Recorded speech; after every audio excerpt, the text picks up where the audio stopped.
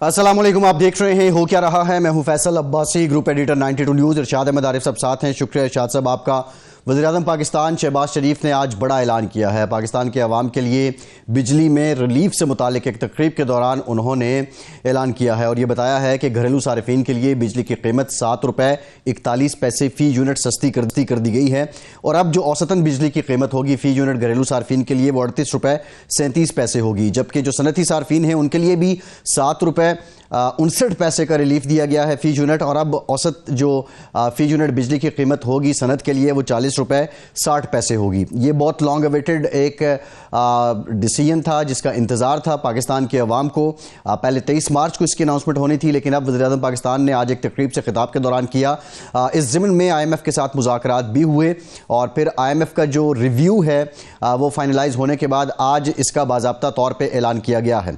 जो हुकूमत पाकिस्तान की मुआशी हिकमत अमली है, ये भी वज़ीर-ए-आज़म ने जिक्र किया कि बहुत से टोलों की ख्वाहिश थी कि पाकिस्तान डिफ़ॉल्ट कर जाए, लेकिन पहले हमने पाकिस्तान को डिफ़ॉल्ट से बचाया, फिर मईशत को इस्तेहकाम की जानिब गामज़न किया और अब हम मुआशी तरक्की की जानिब बढ़ रहे हैं। सियासी जो मुखालिफिन हैं वज़ीर-ए-आज़म की जमात के, उन पर वो तनकीद भी करते रहे।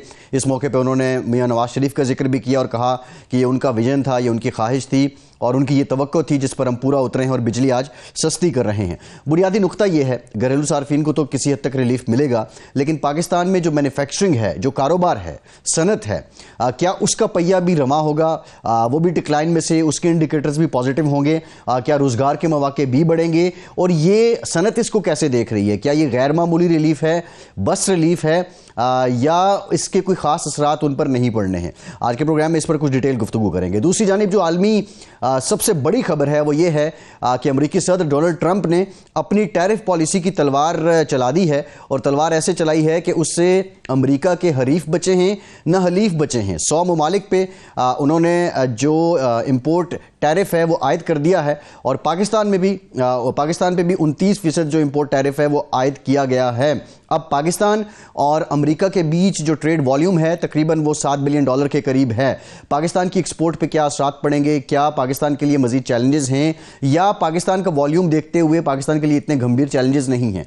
दूसरा अहम नुक्ता यह है कि क्या डोनाल्ड ट्रंप ने बतौर प्रेसिडेंट US से ये इक़दामात लिया है या एक टिपिकल बिजनेसमैन अप्रोच है और उन्होंने कोई ना कोई बारगेनिंग का या बातचीत का क्वेश्चन दीगर ममालिक के लिए छोड़ा है? क्या डोनाल्ड ट्रंप की ये पॉलिसी आलमी के साथ बाजारी की तरफ जाएगी या इस पर अमेरिका को रिव्यू करना होगा या अमेरिका को इस पर यू टर्न लेना होगा और ताकि जो दुनिया की जो आलमी मईशत है उस पर कोई दबाव ना आ सके? ये भी बुनियादी सवालात हैं। आज के प्रोग्राम में इस पर भी बात करेंगे।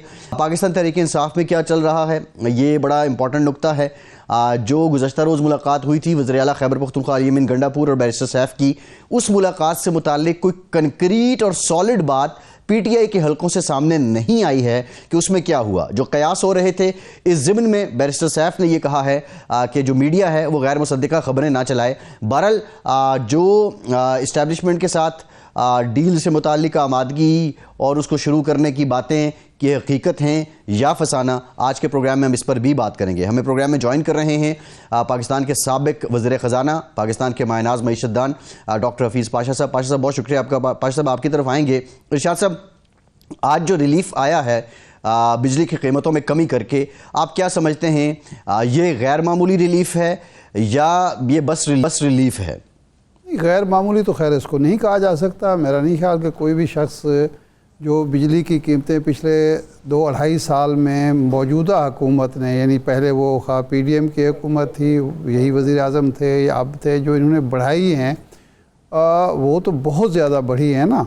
अगर आपने 30-35 रुपये बढ़ा के उसमें 7 रुपये या 7.5 रुपये या 8 रुपये का कमी की है तो उसको बड़ी और गैर मामूली रिलीफ तो नहीं कहा जा सकता। हाँ, रिलीफ है और मौजूदा हालात में जबकि हमारी मईशत जो है बिजली की वजह से, बिजली की कीमतों की वजह से कसाद बाज़ारी का शिकार है, हमारी जो बरामदात हैं उस पर उसके अंदर असरात हो रहे हैं, तिजारत पर उसके असरात हो रहे हैं, ज़राअत पर उसके असरात हो रहे हैं, आम जो सारिफीन हैं घरेलू बिजली के वो मुतासर हो रहे हैं। उसमें अगर रिलीफ मिलता है तो ज़ाहिर है वो हौसला अफज़ा है, खुश आइंद है और इसीलिए FPCCI ने भी इसका खैर मकदम किया है اور یقیناً اس سے تھوڑا بہت لوگوں کو آسودگی ہوگی، لیکن بہتر یہ تھا کہ یہ ریلیف دیتے ہوئے حکومت یہ بھی اعلان کرتی کہ جو بے جا قسم کے ٹیکس لگے ہوئے ہیں،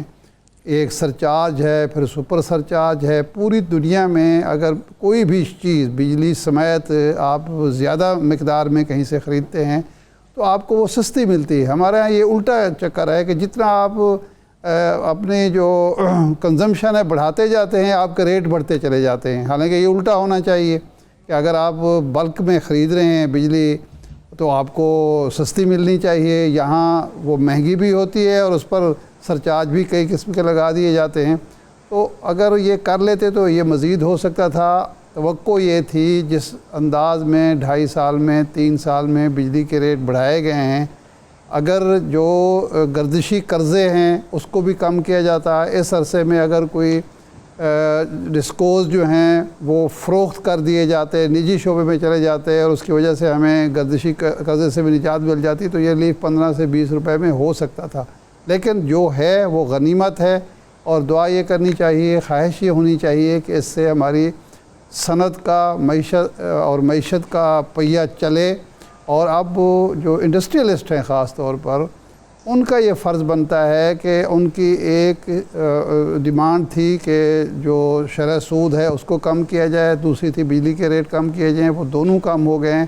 تو اب وہ کم از کم برآمدات بڑھانے پر توجہ دیں، مینوفیکچرنگ کو بڑھائیں، اور اپنی جو کارخانے ہیں وہ فل سپیڈ چلا کے روزگار بھی فراہم کریں، لوگوں کو سستی اشیاء بھی فراہم کریں اور برآمدات میں بھی اضافہ کریں۔ لیکن اس کے بارے میں میرا خیال ہے ڈاکٹر حفیظ پاشا صاحب ہماری بہتر رہنمائی کر سکتے ہیں کہ وہ اس اقدام کو کس انداز میں دیکھتے ہیں اور اس سے ہماری معیشت پر مجموعی طور پر کیا اثرات مرتب ہوں گے۔ ڈاکٹر صاحب۔ بسم اللہ الرحمن الرحیم۔ میرے خیال سے آپ نے ایک مناسب سمری پیش کی ہے۔ جو قیمتوں میں کمی کی گئی، خاص طور پہ آپ یہ دیکھیے کہ تقریباً 7.5 روپے فی کلو واٹ آور کی کمی کی گئی ہے۔ یہ میں سمجھتا ہوں کہ حالات کو دیکھتے ہوئے یہ ایک اچھا پازیٹیو سٹیپ ہے۔ اور اگر آپ اس کو کمپیئر کریں جو قیمتیں ہیں ہماری انڈسٹری میں یا ہمارے مڈل کلاس کنزیومرز میں، ڈومیسٹک کنزیومرز میں، تو یہ 10 سے 15% کمی تو ہے۔ اور میں یہ سمجھتا ہوں کہ ان حالات میں یہ بہت مناسب تھا، اور ہمیں حکومت کا شکریہ ادا کرنا چاہیے کہ انہوں نے ان مشکل حالات میں کوشش کر کے IMPPs کے ساتھ نیگوسیشن نیا کیا۔ اور اب جو اقدامات رہ گئے ہیں جس پہ IMF کا بھی زور ہے کہ آپ جو چوری ہے اس کو کم کرنے کی کوشش کریں۔ کچھ ایریاز میں تو یہ چوری کا بھاؤ یا چوری کا لیول جو ہے وہ تقریباً 15 سے 20% تک چلے جاتا ہے۔ دوسری طرف ڈسکوز کی ایفیشنسی بڑھائیں، اگر پرائیویٹائزیشن ہو سکتا ہے تو ٹھیک ہے، جس طرح ہم نے KESC کو کیا تھا بہت دن پہلے۔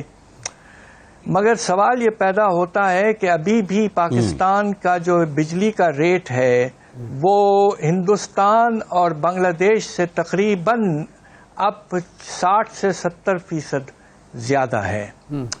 اور ان حالات میں جب دنیا میں ایک جنگ چھڑی ہوئی ہے آپ کے امپورٹ ٹیرفز کی، تو اس وقت کمپیٹیٹیونیس بہت بہت زیادہ ہمیں ضرورت ہے کہ ہم کمپیٹ کر پائیں۔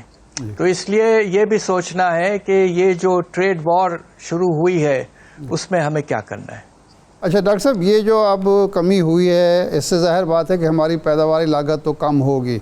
اب جو ایشو ہے ہمارا ایکسپورٹ کا، کیا ہم بھارت، بنگلہ دیش، تائیوان، ویتنام، ترکیہ، یہ ہمارے کمپیٹیٹر ہیں، بنگلہ دیش، یہ ان کے مقابلے میں ہم اب مارکیٹ میں اپنی مصنوعات بیچ سکتے ہیں یا ابھی بھی ہم اس کمپٹیشن میں نہیں ہیں؟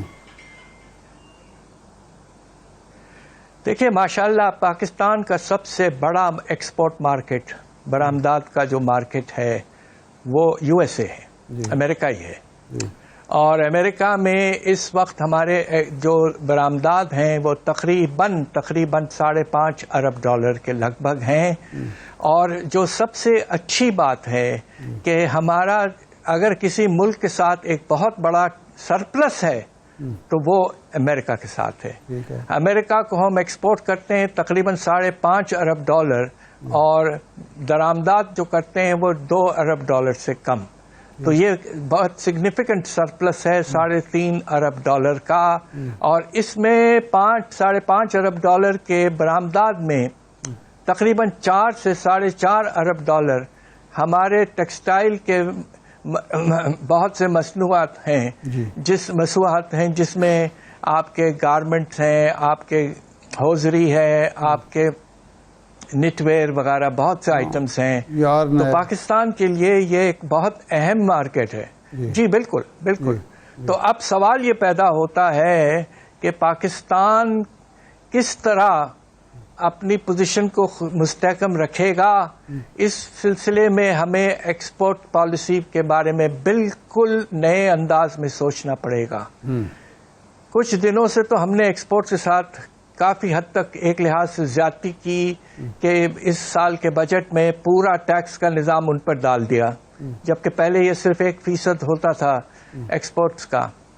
दूसरी तरफ हमने इंटरेस्ट रेट्स जो कंसेशनरी होते थे वो खत्म कर दिए और एक्सपोर्ट बैंक की तरफ ले जा रहे हैं। तीसरी तरफ जो सेल्स टैक्स में रिबेट्स वगैरह थे वो भी कम देना शुरू कर दिया। अब वाज़ेह तौर पर अगर हमें अपने बरामदात को बचाना है अमेरिका में, और हो सकता है आने वाले दिनों में कुछ बढ़ाना है, तो एक्सपोर्ट्स को भी जो हम मराद देते रहें, जो भी सपोर्ट हम देते रहें, उसे वापस लाएं और एक्सपोर्ट्स को प्रमोट करें।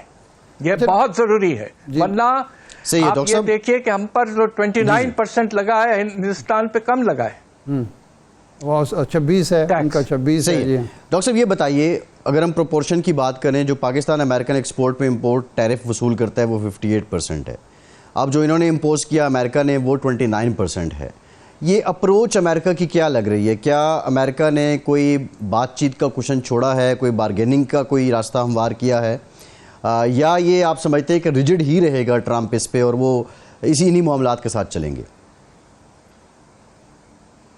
बात दरअसल ये है कि दुनिया में तकरीबन सारे मुल्कों के साथ अलावा यूके वगैरह एक्सेप्शंस, तकरीबन हर मुल्क पे ये टैरिफ्स लगा दिए गए हैं। मेरा अपना अंदाज़ा ये है कि अब कुछ अर्सा देखा जाएगा कि इसके असरात देखिए ख़तरनाक अमेरिका के लिए भी हो सकते हैं, और वो इस लिहाज से कि जब आप किसी बरामदात पर या दरामदात पर टैक्सेस लगाते हैं, ख़ास तौर पे दरामदात पे, तो होता ये कि अंदरूनी कीमतें बढ़ जाती हैं। तो अमेरिका में ख़तरा ये है कि अफरात ज़र में इजाफा हो जाएगा और लोग फिर बहुत परेशान हो जाएंगे। तो हो सकता है कि काफ़ी मुल्कों के साथ अमेरिका फिर से बातचीत शुरू करे।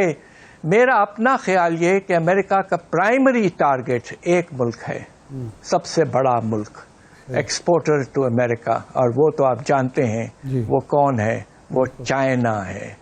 अमेरिका का रुझान बहुत सख्त चाइना की तरफ होगा, और चाइना जिन मुल्कों में अपनी फैक्ट्रियां लगाई हैं लाइक वियतनाम वगैरह, उन पर भी अमेरिका का जोर ज़्यादा होगा, और इंशाल्लाह साउथ एशिया वगैरह पर इतना जोर होना नहीं चाहिए। अब देखिए क्या होता है आने वाले हफ्तों में। डॉक्टर साहब ये फरमाएं कि ये जो प्राइमरी और प्रिंसिपल ऑब्जेक्ट जो बयान किया है वो ये है कि जी हम चाहते हैं कि अब सरमायाकारी का रुख अमेरिका की तरफ हो, हमारी अपनी सनत फ़रोग पाए बजाय इसके कि हमारे सरमायाकार दूसरे ममालिक में जाएं। तो क्या ये ऑब्जेक्ट अचीव कर सकते हैं ट्रंप इन इक़दामात से? क्या वाकई सरमायाकार यूरोप, चाइना, दूसरे ममालिक जो हैं अब अमेरिका में सरमायाकारी करेंगे? देखिए सवाल ये पैदा होता है कि अमेरिका में मैन्युफैक्चरिंग सेक्टर जो है आपका जो सनती शोबा है उसमें बहुत कमी आई है। अमेरिका जिसे कहते हैं मूव्ड ऑन इंफॉर्मेशन टेक्नोलॉजी और जो फ्रंटियर है टेक्नोलॉजी का, उसकी तरफ अमेरिका जा चुका था। अब गाड़ियों के भी प्रोडक्शन बहुत कम हो चुकी थी अमेरिका में, ज़्यादा जापान, कोरिया वगैरह में। अब सवाल ये पैदा होता है कि क्या इंडस्ट्री वापस जाएगी अमेरिका? ये इस पे मुनसर है कि अमेरिका में जो इस वक्त लोगों की تنخواہیں ہیں، ویجز ہیں، وہ کس حد تک زیادہ ہیں کمپیئر ٹو ادر کنٹریز. اگر اس وقت امریکہ میں ویجز 2 یا 3 گنا ہیں دوسرے ممالک کے کمپیریزن میں، لائک ویتنام وغیرہ یا چائنا، تو پھر مشکل ہے کہ لوگ وہاں شفٹ کریں گے، اس لیے کہ کمپیریٹیو ایڈوانٹیج تو اسی وقت ہوتا ہے جب لیبر کاسٹ کم ہوتا ہے. تو خطرہ یہ موجود ہے کہ یقیناً امریکہ میں افراط زر میں اضافہ ہوگا، مگر اب یہ دیکھنا ہے کہ آنے والے مہینوں اور سالوں میں کیا امریکہ میں واپس انڈسٹری جاتی ہے. اس کے امکانات وتھ آل ڈیو ریسپیکٹس مجھے اتنے زیادہ نہیں لگتے ہیں. اچھا ڈاکٹر صاحب، ہم اپنے ملک کی طرف آ جاتے ہیں. یہ جو 29% ٹیرف ہے اور $5.5 ارب کی ہماری جو ایکسپورٹ ہے، ہماری صنعت پر کیا اثرات ہوں گے، تجارت پر کیا اثرات ہوں گے، زراعت پر کیا ہوں گے، ایکسپورٹ جو ہے کتنی متاثر ہو سکتی ہے ممکنہ طور پر، اور کیا ہم ایک تو یہ اس کا منفی ہے، دوسرا اس کا مثبت رخ بھی ہے کہ تائیوان پر زیادہ لگا ہے، ویتنام پر زیادہ لگا ہے، بنگلہ دیش پر زیادہ لگا ہے. کیا ہم ان کی جگہ لے سکتے ہیں اپنی مصنوعات؟ جس طرح کرونا کے دنوں میں ہمیں کچھ فائدہ ہو گیا تھا انڈسٹری کھلی رہنے کی وجہ سے، تو کیا ہم فائدہ اٹھا سکتے ہیں کہ یہ ممالک ہمیں متاثر کر رہے تھے، ہم ان کی جگہ لے سکیں عالمی مارکیٹ میں، امریکہ میں خاص طور پر؟ دیکھیے، یہ اس پہ منحصر ہے کہ ہم اپنے برآمدات کو کس طرح پروموٹ کرتے ہیں. اچھا، اب وقت آ گیا اس لیے کہ دیکھیے امریکہ ہمارا سب سے بڑا مارکیٹ ہے. انڈیویجول ملکوں میں دیکھیے، چائنا کے ساتھ ہمارا ایک فری ٹریڈ اگریمنٹ ہے، بٹ چائنا ہمیں 7 گنا برآمدات کرتا ہے جتنا ہم انہیں برآمدات کرتے ہیں. ٹھیک. البتہ امریکہ کو ہم 3 گنا ایکسپورٹ کرتے ہیں جتنا ہم ان سے امپورٹ کرتے ہیں. تو America has been a very positive market for Pakistan, اور $3.5 ارب کا سرپلس بہت ہیلپ کرتا ہے کرنٹ اکاؤنٹ سرپلس حاصل کرنے میں. تو اب اس لیے پاکستان کو یو ایس مارکیٹ کی اہمیت کو واضح طور پر قائم رکھنا ہے، اور انسینٹیوز میں تو یہ سجیسٹ کروں گا کہ فوراً آپ ایکسپورٹ پروموشن پالیسی پہ ایک ہائی پاور ڈسکشن شروع کریں، اور خاص طور پہ یو ایس مارکیٹ میں پینیٹریشن کو کس طرح ہم قائم اور بڑھا سکیں اس پہ غور فرمائیں.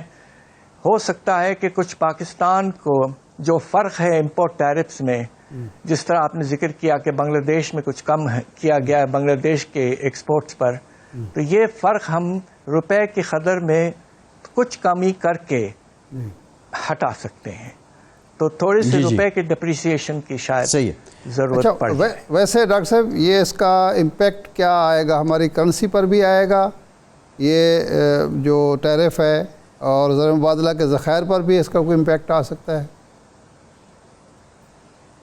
جی یقیناً. دیکھیے، اگر آپ کے ایکسپورٹ $1 ارب بھی کم ہو جائیں امریکہ کو، تقریباً 15 سے 16%، تو اس کے نتیجے میں آپ کے جو سرپلس ہے کرنٹ اکاؤنٹ کا، وہ اس وقت مشکل سے $1.5 ارب ہے، وہ ختم ہو جائے گا، اور پھر پریشر شروع ہو جائے گا ہمارے ریزروز پر. جی. اس لیے پاکستان کی پوزیشن اس وقت بہت ہی نازک ہے، اور ہمیں پوری کوشش کرنی ہے کہ سب سے اچھا مارکیٹ جو ہے اس وقت پاکستان میں، جس میں ہمارے پاس 2/3 سرپلس ہے، وہ مارکیٹ کو ہم قائم رکھیں، اور پوری طور پر کوشش جاری رکھیں کہ ہم اپنے برآمدات کو انسینٹیوز دے کر اور بڑھائیں گے. نہیں، لیکن اگر ہم برآمدات کو ڈاکٹر صاحب، نئی منڈیوں کی بات ہوتی ہے، پہلے بھی ہوتی رہی ہے، آپ کے دور میں بھی ہوتی تھی. کیا ریزن ہے کہ ہم نئی منڈیوں کی جانب جا نہیں سکے؟ اس میں کوئی سفارتی فلاز ہیں، یا ہماری جو پروڈکٹس ہیں یا گڈز ہیں ان میں کوئی اتنی انوویشن نہیں ہے، جو ابھی ٹائم چل رہا ہے اس کے اکارڈنگ نہیں ہے، کوالٹی کے ایشوز ہیں؟ رکاوٹ کہاں بنتی ہے نئی منڈی تلاش کرنے میں؟ رکاوٹ اس بات پہ ہے کہ پاکستان کے جو پروڈکشن کیپیسٹی ہے، سپلائی سائڈ پہ بھی بہت مسائل ہیں. ہمارے یہاں صنعتی پیداوار میں انویسٹمنٹ نہ ہونے کے برابر ہو چکا ہے، تو ایکسپورٹس میں کہاں ہوگا.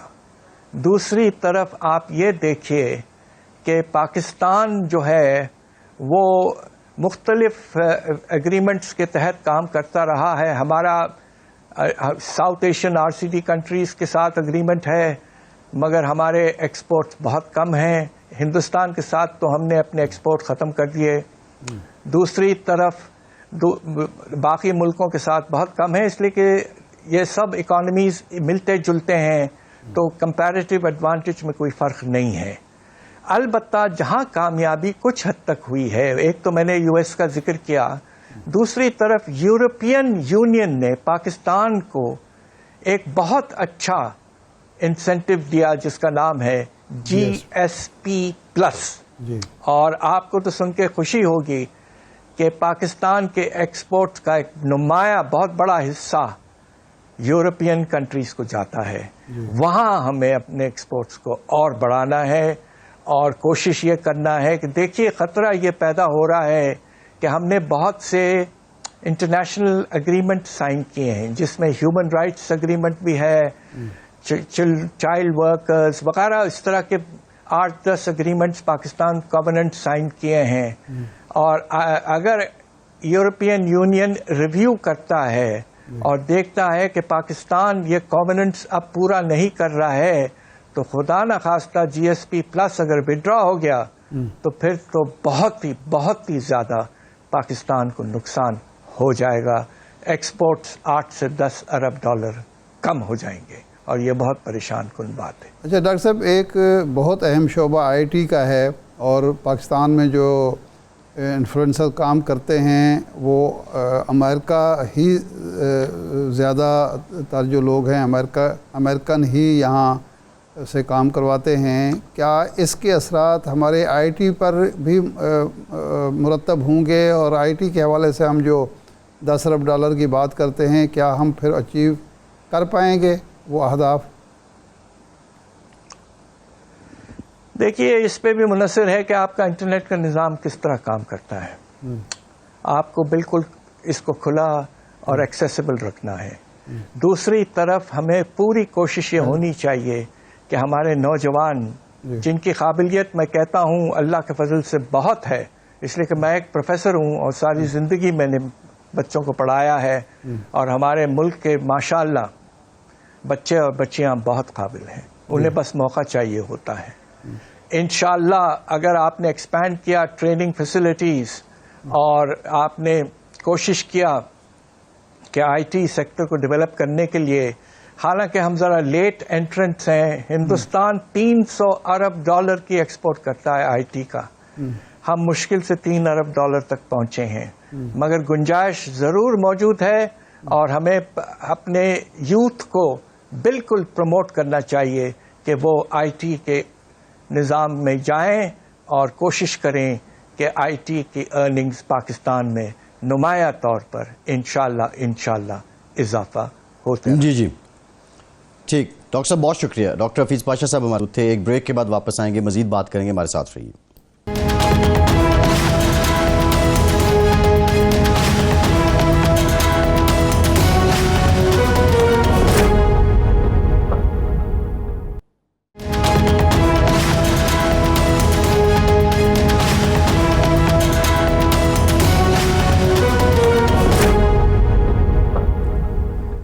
بریک کے بعد ایک بار پھر سے آپ کو خوش آمدید کہیں گے. ہمیں جوائن کیا ہے پاکستان تحریک انصاف کے سینئر رہنما شوکت یوسفزئی صاحب نے. یوسفزئی صاحب بہت شکریہ آپ کے وقت کا. آج وزیر اعظم پاکستان نے خود اعلان کیا حکومت کی طرف سے گھریلو صارفین کو 7 روپے 41 پیسے اور صنعت کو 7 روپے 59 پیسے فی یونٹ بجلی سستی کی گئی ہے. کیا آپ حکومت کی اس کاوش کو اپریشیٹ کرتے ہیں؟ بسم اللہ الرحمن الرحیم. بہت شکریہ. دیکھیے 1 روپے کا فائدہ بھی ہو عوام کو تو اچھی بات ہے, لیکن بدقسمتی ہے کہ آپ نے تو بجلی کی نرخیں پہلے اتنی بڑھا دی, کئی گنا اضافہ کر دیا, اب تاکہ آپ 7 روپے کم کر کے, مطلب بہت سارا کم ہو سکتا ہے, کم کرنی چاہیے. جس طرح پیٹرول کی قیمتوں میں جیسی امریکنز کی وہ لگی ہے جو انہوں نے ٹیرف لگایا ہے, تو اس کے بعد تو عالمی مارکیٹ میں 78 روپے سے ڈائریکٹ 70 روپے فی بیرل پیٹرول پہ آ گیا ہے. تو اب اس کا فائدہ عوام کو تو پہنچنا چاہیے نا, وہ کیوں نہیں پہنچ رہا ہے. उसी तरह जो जब जिस वक्त $100 से ऊपर वो था टैरिफ था, वो था फी बैरल था, वही कीमत आज भी चल रही है। तो आवाम को तो फायदा देना चाहिए, हुकूमत को जहाँ दे सकती है। अगर बिजली में ज्यादा नहीं दे सकती है तो पेट्रोल में दे दे, तो इससे फर्क पड़ेगा आवाम की जिंदगी के ऊपर। लेकिन ये नहीं हो सकता कि आप कई गुना इजाफा करने के बाद आप कहें कि जी 50 रुपए बढ़ा था लेकिन चलो ये 3 रुपए आप ले लें या 4 रुपए ले लें। तो इस तरह आवाम अब बड़ी बाशऊर हो गई, वो देख रही है कि गवर्नमेंट हमारे साथ क्या कर रही है और कितना लोगों के जेबों के ऊपर डाके पड़ रहे हैं। तो फायदा तो डेफिनेटली होगा, 7 रुपए 7.5 रुपए फायदा तो है, लेकिन इससे ज्यादा फायदा हो सकता है आवाम को। नहीं शौकत साहब, चलो वो ठीक है, ख्वाहिश तो यही होनी चाहिए कि ज़्यादा से ज़्यादा फ़ायदा, लेकिन जो फ़ायदा पहुंचा है उससे देखें ना, घरेलू सार्फिन को डायरेक्ट फ़ायदा होगा। उसके बाद अगर इंडस्ट्री हमारी चलती है और उसमें जो कास्ट ऑफ प्रोडक्शन कम होती है, उसका फ़ायदा भी इनडायरेक्ट सार्फिन को पहुंचेगा। अगर हमारा बरामदात बढ़ती हैं, रेवेन्यू बढ़ता है, उसका भी फ़ायदा होगा। तो फ़ायदा तो है। हाँ, ये ख्वाहिश की जा सकती है, ख्वाहिश तो ये भी की जा सकती है कि बिजली हमारा जो है वो वही 5 रुपये यूनिट पे वापस आ जाए। नहीं इरशाद साहब, देखें सिर्फ ये नहीं होता है कि आप बिजली की कीमतों में कम कर दें या पेट्रोल की कीमतों में कमी से आवाम के ऊपर बहुत ज़्यादा असर पड़ता है। होता क्या है कि जब बिजली की कीमत बढ़ती है या पेट्रोल की कीमत बढ़ती है, तेल की, उससे ये होता है कि किरायों में इजाफा हो जाता है, फौरन चीज़ें महंगी हो जाती हैं। लेकिन जब इन चीज़ों की कीमतों में कमी आती है, जैसे पेट्रोल सस्ता होता है या, तो हमने नहीं देखा है कि किरायों में कमी आ जाए। वही किराया होता है जो पेशावर से लाहौर पे जो बस लेती है या इस्लामाबाद के लिए लेती है, उसके बाद हमने नहीं देखा कि उसके किराए में कमी आ जाए। तो ये जो बहुत बड़ा नुकसान होता है, तो एक मत में तो आप फायदा देती हैं आवाम को, लेकिन उसके बाद आप आवाम का पूछते नहीं है कि इससे जो चीजें महंगी हो गई थी वो वापस कैसे हो जाए वहां पे। तो आप वन गो में तो लोगों को नुकसान पहुंचा देते हैं बहुत सारा। एक चीज अगर आप रिलीफ देते हैं तो उससे आप भी सफर करते होंगे, आपको भी पता होगा, चीजें आप भी खरीद रहे होंगे। तो एक दफा पेट्रोल या तेल महंगा हो जाता है तो वो कहते हैं जी क्या करें, तेल महंगा है तो किराया उतना हो जाता है। फिर उसके साथ साथ चीजें जो ट्रांसपोर्टेशन होती है, आप देखें एक एक चीज महंगी हो जाती है। बाद में पेट्रोल की कीमतों में उसी तरह कमी आ जाती है, लेकिन ये कोई नहीं पूछता हुकूमत के भाई ये जो महंगाई हुई थी उसमें क्या कमी आ जाए। जो बेन सूबाई ट्रांसपोर्ट है उसको आप देखें, मुझे तो कोई कमी उसमें फिर नहीं लगती। इसी तरह हम शहर में फिरते हैं, रक्षों के किराए में जब जो इजाफा हो जाता है वो फिर वापस नहीं होता है। तो ये मैं चाहता हूँ, ठीक है, ये गवर्नेंस का इशू है और ये कमज़ोरी है हमारी कौमी जो वफाकी हुकूमत है उसकी भी, सूबाई हुकूमतों की कमज़ोरी है कि वो, ये बात ज़ाहिर बात है वफाकी हुकूमत के करने का काम नहीं, सूबाई हुकूमतों के करने का काम है। अगर वो ट्रांसपोर्टों से किराए कम नहीं करा सकते तो ज़ाहिर बात है ज़िम्मेदारी फिर उनकी बनती है। सियासी मामलात पर आ जाते हैं। अली अमीन गंडापुर साहब ने कल मुलाकात की, परसों आज़म स्वाति साहब ने मुलाकात की, इमरान खान साहब से बैरिस्टर सैफ भी मिल लिए, लेकिन अलीमा खान की मुलाकात नहीं होती, बैरिस्टर सलमान अकरम राजा की नहीं होती, उमर अयूब साहब आज गए, अली हमज़ा गई, उनकी नहीं होती। तो ये क्या गिदर सिंगी है कुछ लोगों के कि वो मुलाकात हो जाती है और जो मैकेनिज़्म तय हुआ है उसके तहत सलमान अकरम राजा जिनके नाम देते हैं उनकी नहीं हो जाती, बल्कि उनकी अपनी भी नहीं हो पाती। ये जेल हुकाम कोई तफरीक कर रहे हैं, कोई इन लोगों के ज़्यादा मौसर राब्ते हैं कि ये मुलाकातें कर लेते हैं और वो नहीं कर पाते। देखिए गवर्नमेंट काफ़ी अरसे से लगी हुई है कि पीटीआई के अंदर जो है दरारें पैदा की जाए, कुछ गलतफहमियां पैदा की जाए। अच्छा, तो ये तासुर देने की कोशिश है कि देखें फलां की होती है, फलां की नहीं होती है। ऐसी कोई बात नहीं है। सारे एक पेज पे अगर अली अमीन गंडापुर मुलाकात करता है या उमर अयूब करता है, जिसकी भी होती है खान साहब के साथ, तो वहां से तो कोई ऐसी चीज नहीं आ रही है कि हम कहें कि जी वहां से भी अलग अलग चीजें आ रही हैं। हाँ, यहाँ पे ठीक है, लोग कह सकते हैं कि जी अली अमीन की मुलाकात हो रही है तो फलां की क्यों नहीं हो रही है लोग, और यही गवर्नमेंट चाहती है। देखिए मेरे जितने भी पीटीआई के वर्कर्स हैं, मैं उन सबको ये कहना चाहता हूँ कि ये सिर्फ गवर्नमेंट की अपनी वो है। देखिए ना, हुकूमत हम क्या कर सकते हैं, हम अदालत जा सकते हैं। कंटेम्प्ट ऑफ कोर्ट, कितनी कंटेम्प्ट ऑफ कोर्ट हुई, कितनी बार, وہ اس کو اس کے ایسے اڑا رہے ہیں. نہیں لیکن شوکت صاحب گورنمنٹ کے تو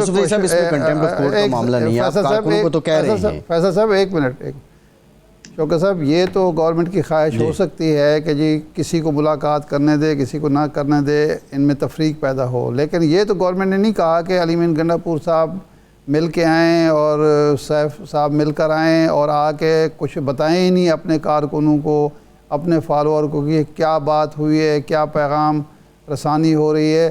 جب خاموشی چھا جاتی ہے تو اس سے شکوک شبہات پیدا ہوتے ہیں نا. نہیں دیکھیں وہ تو دو چیزیں ہیں نا. ایک تو میں نے کہا نا کہ گورنمنٹ نے یہ گورنمنٹ کی چال ہوتی ہے نا کہ کچھ لوگوں کو ملاقات کرنے دیں کچھ کو نہ کرنے دیں, اور وہ صرف اس کا مین مقصد جو ہوتا ہے وہ پارٹی کے اندر دراڑ اور غلط فہمیاں کہ جی دیکھیں اس کے پاس اختیار ہے اور یہ نہیں مل سکتا اور وہ فلاں کیسے مل سکتا ہے. تو یہ تو گورنمنٹ کی چال ہے اور اس پہ ہم سمجھتے ہیں.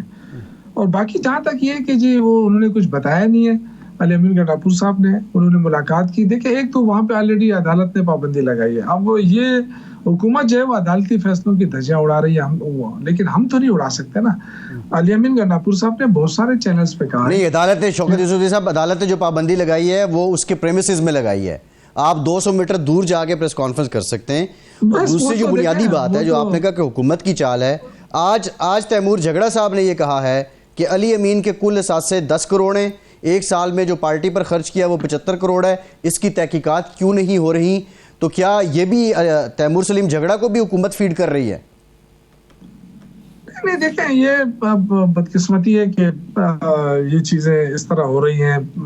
بالکل یہ تو پارٹی کو چاہیے کہ اس پہ ایکشن لے, اور جو ہماری لیڈرشپ ہے صوبائی اس کو ضرور اس میں انٹروین کرنا چاہیے, اور اگر ضرورت پڑے بالکل تحقیقات وہ کرا لے. لیکن اس طرح جو میڈیا پہ جا کے ایک دوسرے کے خلاف جو چیزیں ہو رہی ہیں مجھے بہت تکلیف ہو رہی ہے اس چیزوں سے, اس لیے کہ میں پارٹی کا ایک پرانا ورکر ہوں, چھوٹا سا ورکر, اس لیے تو کوئی بات ہی نہیں سنتا ہے. لیکن میں نے اس دن بھی جا کے میں ملا ہوں جنید اکبر سے ان کے اس کے رہائش گاہ پہ, اور میں نے ان سے یہی ریکویسٹ کی ہے کہ پارٹی کو متحد کیا جائے, اور اس میں اگر آپ سمجھتے ہیں کہ کوئی اختلافات ہیں کسی کے ساتھ یا کوئی وہ ہو رہا ہے تو ہم اپنے چھوٹی سی اس میں اپنی خدمات دینے کے لیے تیار ہیں. نہیں کیا وزیر اعلیٰ کے خلاف تحقیقات ہونی چاہیے؟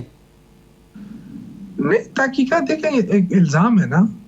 اب الزام کے میں کیا صداقت ہے, ان کے پاس کوئی ثبوت ہے تو ثبوت پارٹی کو دے نا, بجائے اس کے کہ میڈیا کو آپ دے رہے ہیں. جب آپ میڈیا پہ چلے جاتے ہیں تو وہاں پہ چیزیں پھر آپ سمجھتے ہیں کہ یہ چیزیں جو ہے یہ کسی خاص مقصد کے لیے ہے نا.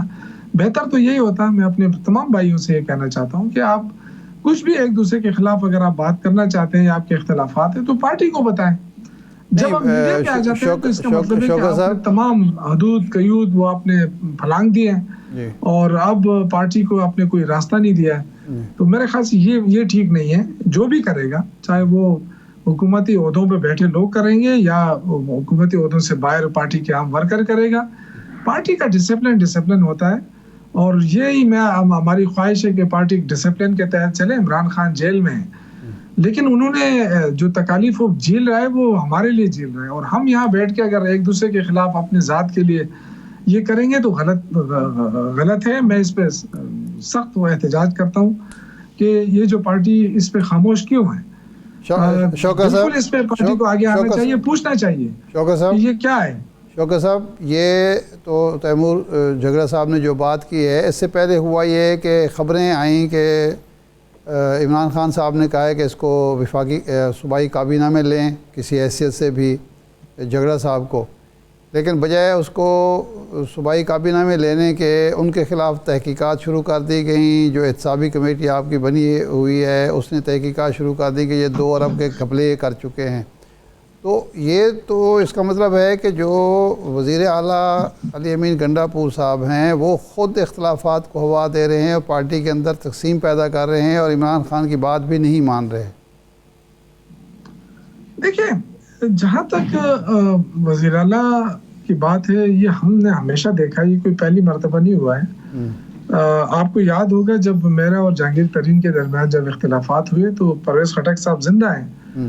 عمران خان نے جب مجھے وزارت سے کہا کہ جی آپ وزارت چھوڑ دیں ان اختلافات کی بنیاد پہ, تو میں نے چھوڑ دیا.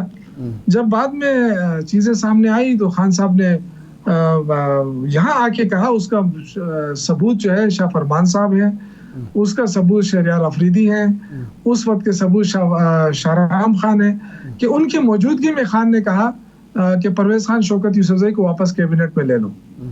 لیکن آخر دم تک انہوں نے مجھے نہیں لیا. پھر کیوں نہیں لیا؟ وہ کہتے تھے کہ جی مجھے جہانگیر ترین سے خطرہ ہے، اگر آپ کو میں لوں گا تو پھر جہانگیر ترین میری حکومت گرا دے گا، تو اس لیے تم باہر ہی رہو. اور عمران خان نے 2-3 دفعہ کہا.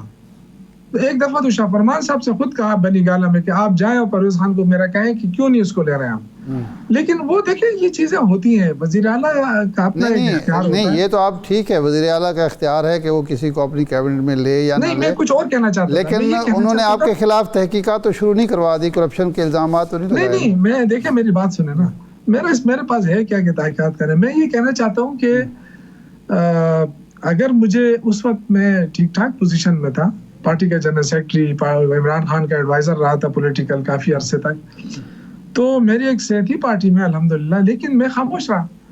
میں نے کہا ٹھیک ہے، اگر میری وجہ سے حکومت کو خطرہ پڑتا ہے اور مشکل آتی ہے تو میں پیچھے ہٹ گیا. کیونکہ ظاہر ہے کہ ہم اپنے ذات کے لیے تو نہیں کر رہے. مانا میں ایشو اٹھا سکتا تھا کہ جی عمران خان کہہ رہا ہے کہ اس کو واپس لو، اور میرے خلاف ایک طوفان مچا دیا گیا تھا اپوزیشن جماعتوں کی طرف سے کہ اس کو کرپشن پہ نکالا، حالانکہ مسئلہ تو کچھ اور تھا. جب خان صاحب کو اس کا پتہ چلا انہوں نے کہا نہیں اس کو واپس لو.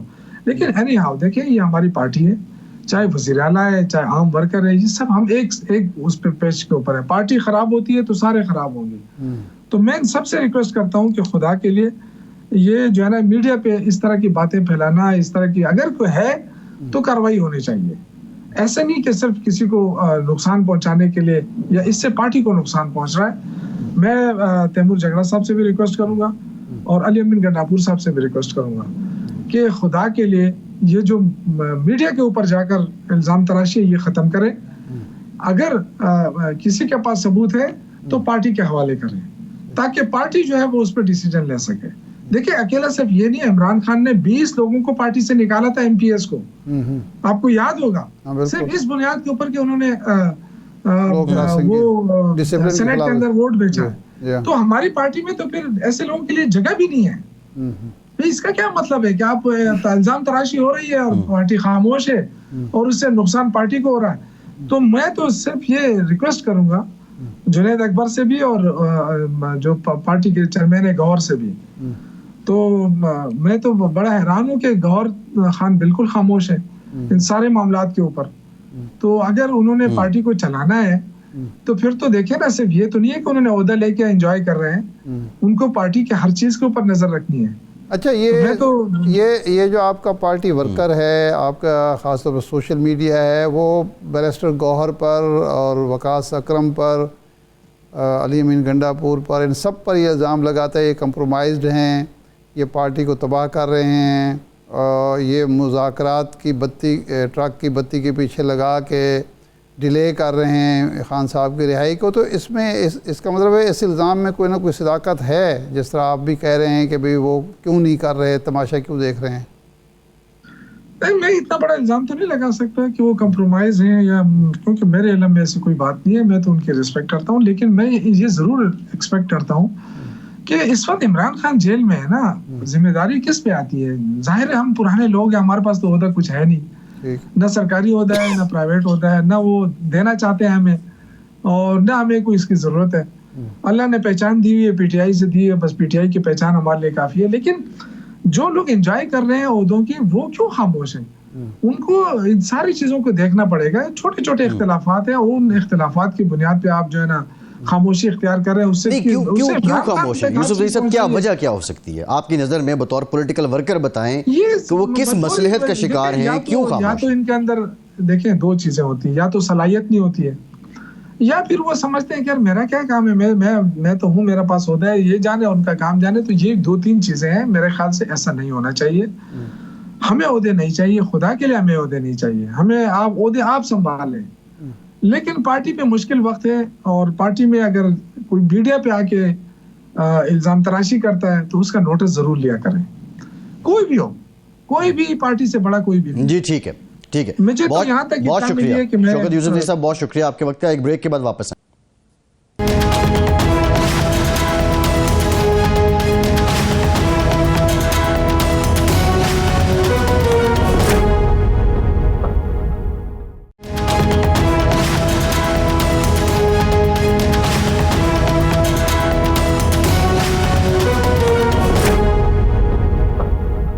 بریک کے بعد ایک بار پھر سے آپ کا خیر مقدم کرتے ہیں. ارشاد صاحب, یہ جو ڈونلڈ ٹرمپ نے اپنی امپورٹ ٹیرف پالیسی دی ہے, یہ آپ کیا سمجھتے ہیں؟ یہ پالیسی بطور president of U S A زیادہ آپ کو لگ رہی ہے, یا یہ ایک typical business man business oriented policy ہے؟ عباس صاحب, امریکہ کا جو صدر ہے وہ بادشاہ سلامت تو ہوتا نہیں ہے, اگرچہ وہ بااختیار بادشاہ سے بھی زیادہ ہے, اور عملاً تو وہ پوری دنیا کا بادشاہ بنا ہوا ہے. وہ تو یہ نہیں سمجھ رہا کہ میں امریکہ کا بادشاہ ہوں, میں پوری دنیا کا بادشاہ ہوں. لیکن وہاں جو ادارے ہیں, وہاں جو چیک اینڈ بیلنس ہے, وہاں جو ایک کام کرنے کا انداز ہے, اس کی روشنی میں یہ نہیں سمجھا جا سکتا کہ یہ اکیلا ٹرمپ ہے جو کچھ کر رہا ہے. ظاہر بات ہے کہ اس کی ٹیم ہے, اس کے وزیر ہیں, اس کے مشیر ہیں, اس کے تھنک ٹینک ہیں, اس کی کانگریس ہے جس میں دونوں ایوان ہیں. یہ سب کے انپٹ ہے, اور مقصد جو نظر آتا ہے وہ یہ ہے کہ امریکہ اس وقت جو طاقت حاصل کر چکا ہے یا اس کے پاس موجود ہے, اس کو 2-3 خطرات لاحق ہیں.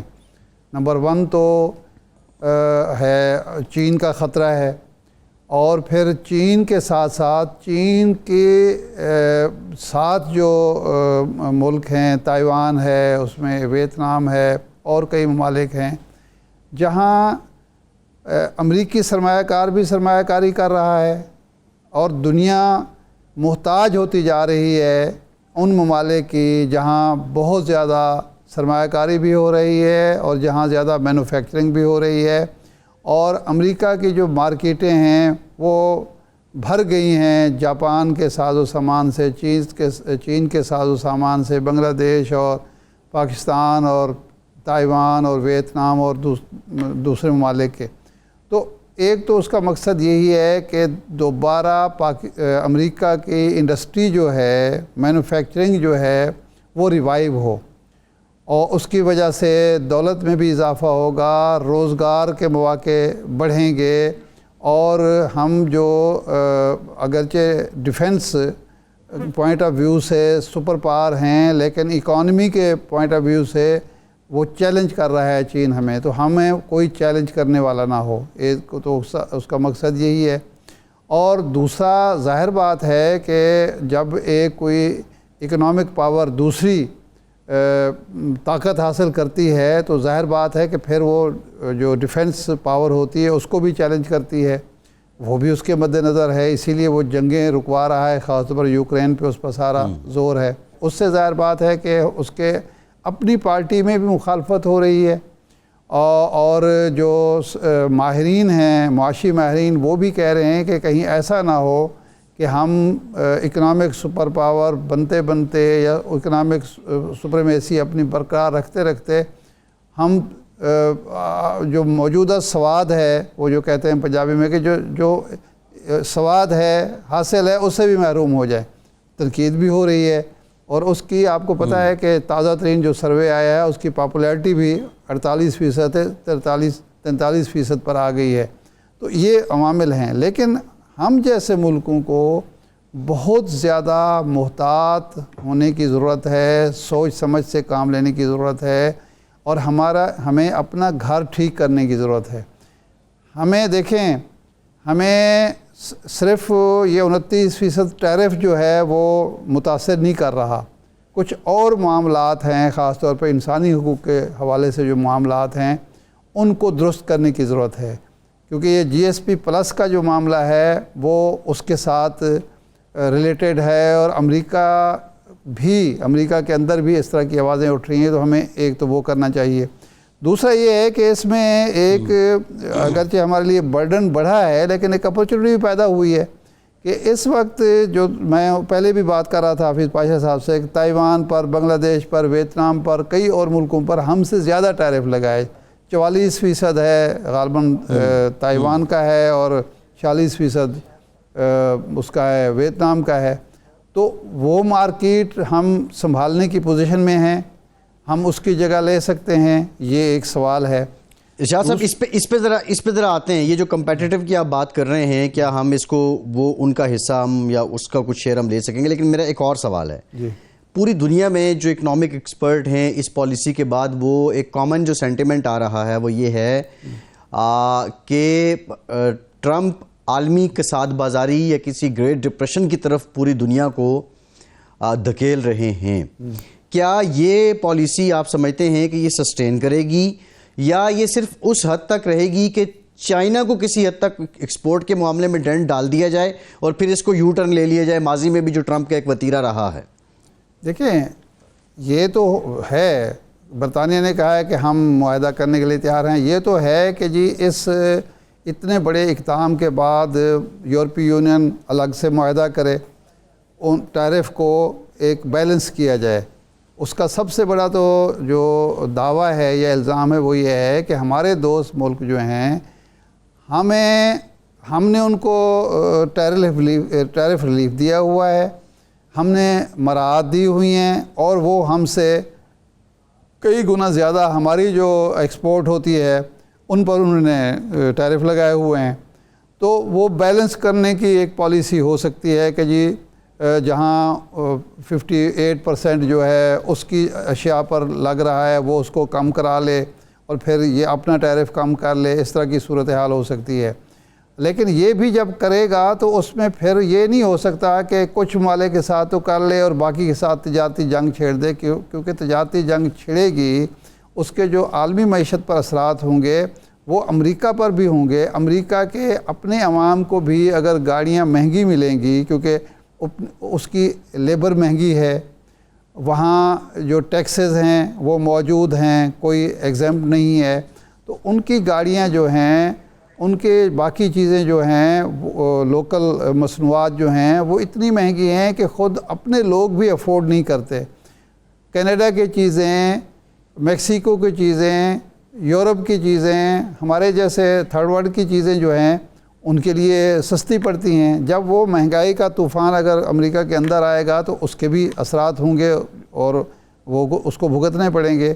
لیکن ہمیں سوچنا چاہیے کہ وہ جانے اور اس کے عوام جانے یا اس کا ملک جانے ہم پر کیا اثرات مرتب ہو سکتے ہیں، کیونکہ ہماری اکانومی جو ہے کیا یہ بوجھ سہنے کے قابل ہے جس طرح حفیظ پاشا سے بھی کہہ رہے تھے، اور کیا ہمارے اندر یہ صلاحیت اہلیت ہے کہ ہم اس کو ابزارب کر سکیں اس دباؤ کو.